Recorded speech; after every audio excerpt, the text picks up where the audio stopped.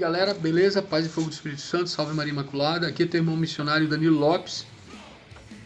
Me foi pedido, por ocasião do Dia Internacional do Rock, né, que eu fizesse algum comentário breve aí sobre a missão do rock católico, né? Eu que tive a graça de viver essa realidade com Eterna e com Cerimônia entre 96 e 2017, né? Uma coisa que a gente viveu com bastante intensidade, ainda vive, né? E é o seguinte, tem um texto que eu gosto sempre de me referir a ele, que está na Carta Apostólica Novo Milênio e Neunte, do Sumo Pontífice João Paulo II, São João Paulo II, ao episcopado, ao clero e aos fiéis, no termo do grande jubileu do ano 2000. Ele fala sobre a inculturação, olha que interessante. É preciso um novo ímpeto apostólico, vivido como compromisso diário das comunidades e grupos cristãos. Que isso se faça, porém, no devido respeito pelo caminho próprio de cada pessoa e com atenção pelas diferentes culturas em que deve ser semeada a mensagem cristã, para que os valores específicos de cada povo não sejam renegados, mas purificados e levados à sua plenitude.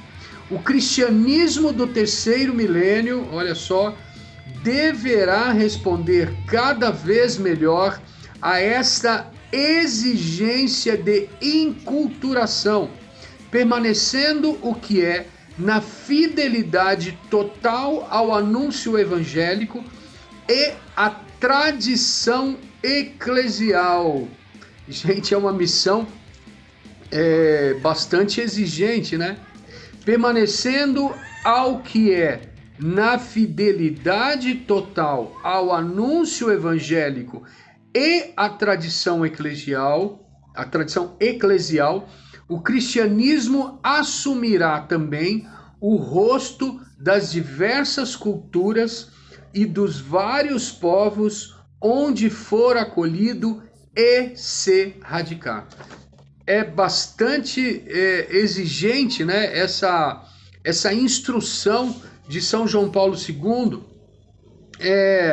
porque ele mostra a importância, né, do Evangelho assumir a cultura de povos diferentes daqueles que nós estamos acostumados a lidar no dia a dia, na Santa Missa, nos grupos de oração, nas pastorais, não é verdade? E aqui, quando a gente lembra do rock, não tem como não fazer uma ligação assim tão perfeita, né, com essas palavras de São João Paulo II, porque se a gente vai dar uma lembrada de como começou, quais foram os primeiros nomes do rock cristão no mundo, a gente vai perceber, gente, que foi ali na segunda metade dos anos 60, né, um período bastante conturbado, né, no efervescer da contracultura, guerra do Vietnã, foi um período bastante delicado da história recente, né? No final do segundo milênio, a gente estava para passar para o terceiro milênio, né? Eu nasci em 69, eu peguei um pedaço desse momento ali nos anos 70 e anos 80, que foi quando eu comecei a ouvir rock, né? E eu fui tocado por esse movimento cristão, né? Eu fui tocado por esse movimento cristão no final da minha adolescência, início da minha vida adulta, quando eu tinha já raízes, né, bastante profundas no rock and roll secular, e aí me foi apresentado o rock cristão ainda antes do meu batismo no Espírito Santo. Portanto, eu me considero fruto do rock cristão de forma literal, né? Porque antes de me tornar um missionário católico com rock, a partir do meu batismo no Espírito Santo em 13 de agosto de 1994, eu já conhecia bandas cristãs de rock. Não conhecia ainda as bandas católicas, eu não sabia que existia rock católico, mas eu já havia tido contato com bandas gringas, né? Bandas especificamente americanas, como Bride, Petra, Guardian e algumas outras, e também bandas brasileiras, como por exemplo o Calvário e o Martíria, que são bandas protestantes, né? Em contato com essa música protestante, com essa música com rock and roll, né? Com heavy metal cristão protestante, eu comecei a ser evangelizado pela galera das bandas brasileiras com as quais eu tive contato em shows, né? Eu trabalhava com locação de equipamento, e aí eu comecei a fazer locação para algumas dessas bandas, e aí o evangelismo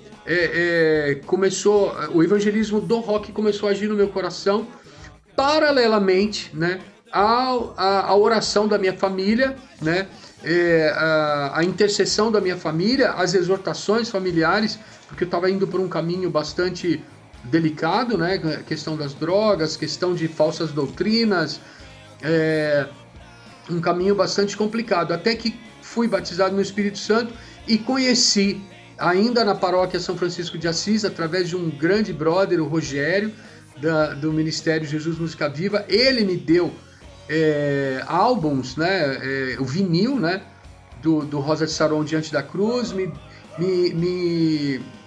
presenteou com fita cassete também do Cristo Atividade, 2 álbuns do Cristo Atividade, me presenteou com vinil, né, dessas 2 bandas, e ali eu comecei a entender o que estava acontecendo.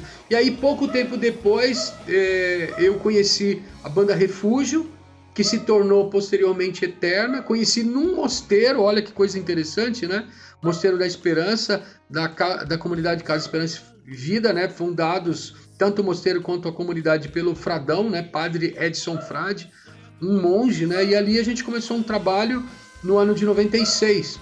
E aí o resto da história se completa aí com 4 álbuns na minha fase, né?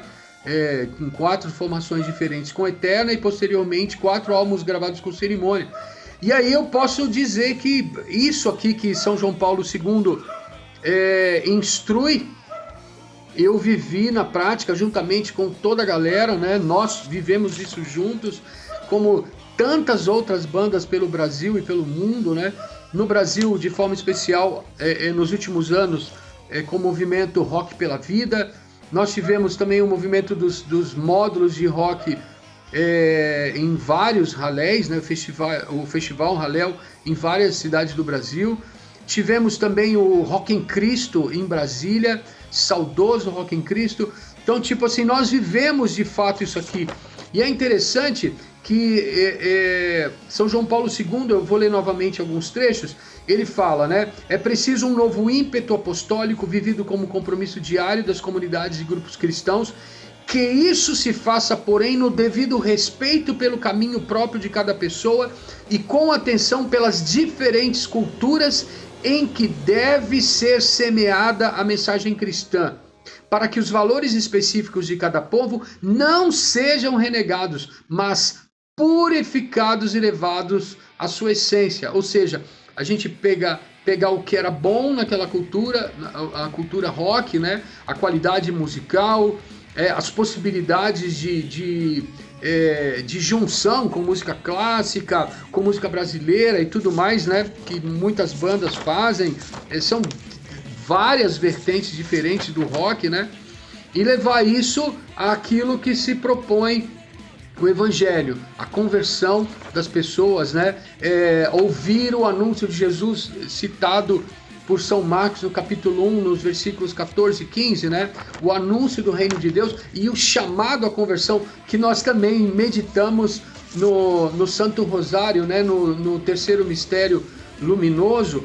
E aí é interessante, né? Voltando à instrução de São João Paulo II, ele diz: o cristianismo do terceiro milênio deverá responder cada vez melhor a essa exigência. Olha só, ele coloca como exigência de enculturação, permanecendo o que é na fidelidade total ao anúncio evangélico e à tradição eclesial. Portanto, nós que trabalhamos com rock católico, precisamos ser fiéis de forma plena ao anúncio evangélico e também à tradição eclesial.